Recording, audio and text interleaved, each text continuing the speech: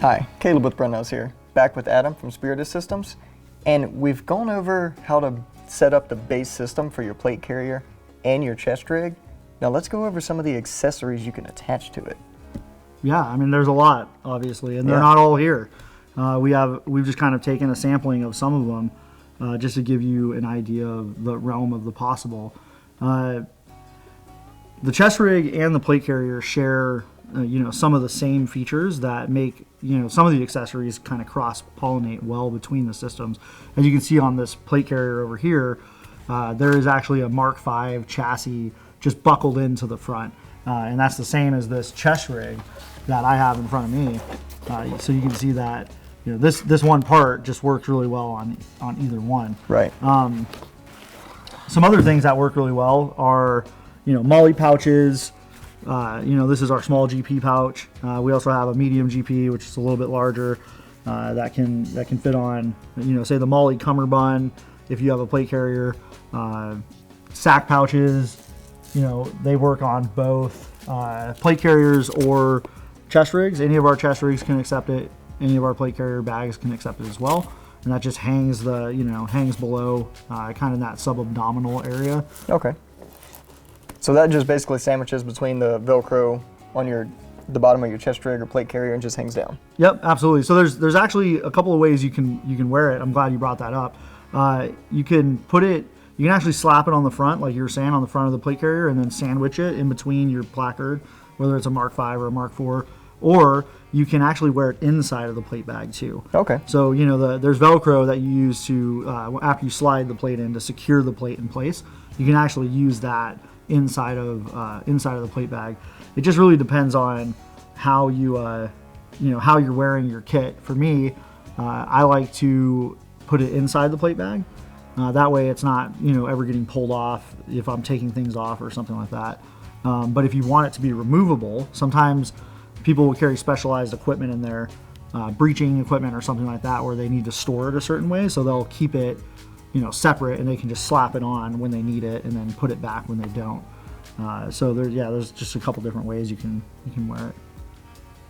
Some other things that are not common to the whole system, shoulder straps obviously are just oriented towards the chest rig. Right. And then we do have some back panels, like this guy over here. I'll switch over and grab him. Yep. So this is our assault back panel, and this only works with our overt rear plate bag for the chest rig. It will not fit on a covert bag because the covert bag doesn't have zippers or MOLLE or anything on the back. So this is very specific to the plate carrier line. But overall, most of the products kind of cross-pollinate between both systems. Okay, excellent. Yeah, so pretty much everything just about except shoulder straps will cross over. Yeah, exactly. Shoulder straps, back panels, those are kind of the only two things that are defined specifically to either the chest rigs or the plate carriers. Yeah, so let's talk about, if as just a general purpose, what is someone going to use a GP pouch for in most cases? Yeah, sure. That's a good question too. For me personally, my preference on plate carriers is to have general purpose pouches on my cummerbunds. Okay. I prefer a MOLLE setup. So MOLLE cummerbund, whichever type, if you want Velcro or if you want the tube system on there. But I like to have MOLLE specifically because you can put general purpose pouches on it. GP pouches for me are the best type of pouch because they are just generalized. You can carry anything you really want to inside of that pouch. It's not defined by any specific piece of equipment. For the average guy, it really is just that place to store any of the things that you're needing to support, your whatever you're carrying, whatever weapon system you're carrying, things like that. So cleaning kits, signaling panels, tools, your Leatherman, things like that. On the mill side, obviously we're going to be carrying night vision, and even, quite frankly, even on the civilian side now, night vision is proliferated, which I think is great. Yep, absolutely. This pouch we specifically designed to be able to carry night vision on the Thing 2 when you're using the Thing 2 expansion with your chest rig.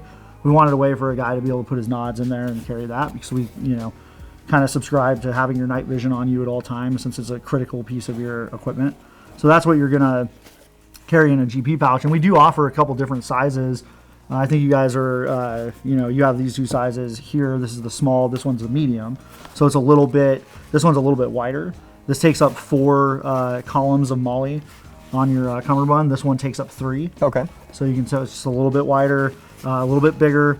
And again, it's just, I usually carry a small and then I have a medium as well on the side. And it's just, I just use it to load up with whatever extra stuff I'm trying to carry around with my plate carrier. I also use one of these for my medical kit as well on my kit. So I will generally keep this one on the left side a little further back, and I'll just put my med kit in there. Okay, yeah. Medium GP. And yeah, I can see, something like that being useful for me being a gunsmith out at the range, keeping some firearm specific tools in there. Keep all your tools in there. Yeah. I mean, it's definitely excels at that. Just, a place to put the, stuff, whatever it is. Yeah, and same the GP pouch. Same thing with this back piece here. So this is something that I found pretty interesting. So it has these zippers on the side. I noticed that the overt back panel has zippers on the side, so this just secures via that. Yeah, absolutely. So there's 2 ways to kind of adhere this to the back of the plate bag. We have these snaps. All these snaps. There's actually some MOLLE on the back of on the bag. So you snap all these around there, and then the zippers zip on, so that you can, the back or this back panel is completely attached to the rear bag, and it's nice and tight. But it's also pretty fast to pull on and off, which is a requirement for a lot of the military units who they have different back panels set up for different kinds of operations, and they can, pretty quickly adjust, before a mission. They can say, hey, we're doing a hostage rescue operation. I know I need certain kinds of equipment for that. They can unzip it, and then they can stick this one on. Was kind of the thought process there for how it attaches.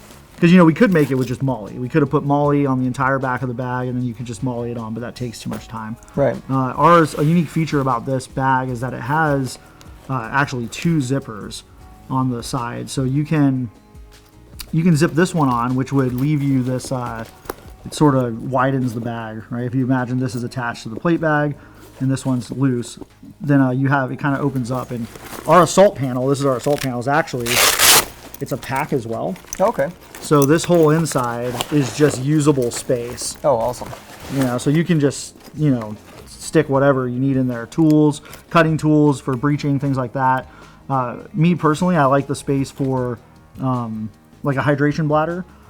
We do have a way to hang it in there, but also, something that's overlooked a lot is, for me personally, I'd always carry some kind of cold weather top, right? Like a puffy top. And I would just stick it in there. You get caught out for, longer than you thought you were going to be on an objective. I just always knew I had a little bit of food, a hat and gloves, and a jacket inside of, my panel or whatever. So you can wear it like that, but if you don't need the internal space, the problem with a lot of back panels is they're really loose then, because you're not consuming that space. So the second zipper, this one, you could zip down and it'll actually be very tight against the rear plate bag. Okay. So if all you're using is the GP pouches on it, you would use that, other zipper to kind of really torque that down to the bag so that the weight is distributed well and it's not kind of flopping around on you. Okay, yeah, and I know like the first question we're going to get on this is, what is the intended way to get into it while you're wearing it? Yeah, sure. It's a great question, and it's debated, fervently on the internet. But the truth is that back panels are made for carrying equipment for the team. That was the original intent. Right. Is like, how do I use the real estate on my back in a way that is not a backpack? Because you had assaulters who are, they're very focused on assaulting, and so they're trying to be as trim as they can, and they want the equipment as tight to their body as they can. Things like fast roping. You're coming out of a helicopter, you're sliding down a rope. You don't want a backpack like really hanging like with a lot of weight. So guys, they wanted a trim package that they could use. So really, the first intent was, hey, there's equipment on my back that a teammate can access, flashbangs, things like that. But really, if you're working in a team environment, it could be for you as well.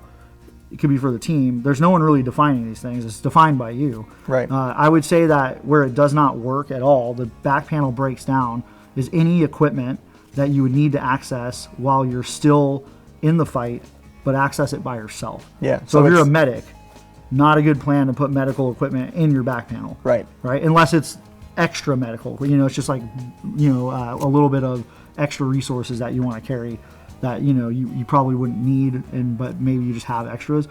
We get a lot of questions about carrying med kit in it. I don't advise that because you cannot get to the med kit yourself. You have to have somebody else do it, or you have to take your kit off to get to it. Right. So it's for extra gear, not immediate need gear Exactly. or team gear. Yeah, yep, immediate, and even with the team gear, it's generally not immediate need, with the exception of probably any kind of munitions, flashbangs in particular. If I'm in an assault configuration and I'm standing in a hallway and a guy behind me is going to consume a flashbang, he's going to pull the flashbang off of my back probably before he grabs the flashbang off of his own kit. Yeah. Right, because he's going to save that one for a time when he really needs to access it quickly. Right.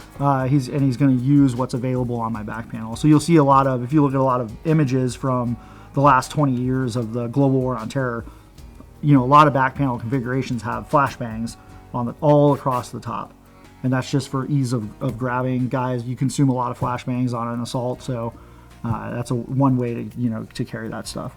Yeah, and looking at it from a combat engineer perspective, I mean, this is extremely beneficial for like urban breaching or Sure. just general demo. Yeah, absolutely. Yeah, I mean that's where we sell this the most is, back panels really do come down to, just lugging around stuff that you want to keep close to your plate carrier at all times. I personally wear a back panel on my plate carrier, even though I may not be working in a team environment. I just go with kind of those rules that I've set for myself, is that anything in there is just stuff that I'm not going to need to access right away. I carry a little bit of extra like communications cables and stuff, things that I use in my headsets, extra earplugs, just stuff like that. Sure. You're like, hey, if I need them, they're there, but I'm never going to be trying to reach back there and get them during some kind of point of conflict or whatever.